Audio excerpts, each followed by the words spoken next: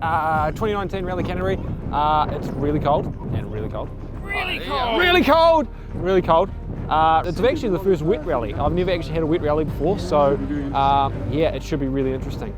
And Ben's in the car. Obviously, he's very good at what he does, so it should be a really good weekend. And yeah, hopefully by the end of Sunday, we'll be big smiles on our face. So yeah. Have a good run, mate.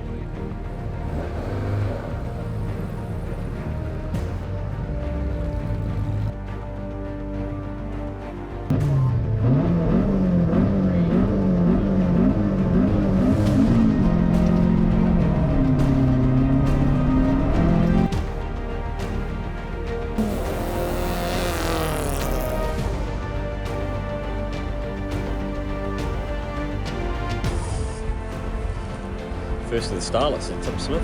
Yep. A bit of a hard charge at this point. Well, he's Brother Jack standing there filming. Yep. So.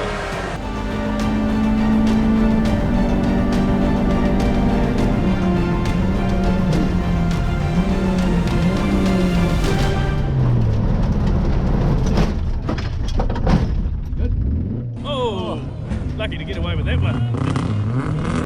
Well, that's not the way I wanted to finish Canterbury Rally.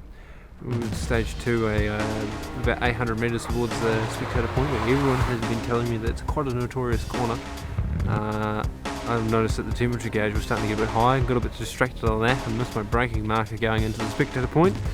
Went straight ahead and luckily I just pulled the handbrake just in time and it just tipped it onto one side, came back down and got a bit stuck. Luckily Emo Media pushed me out, which is really good.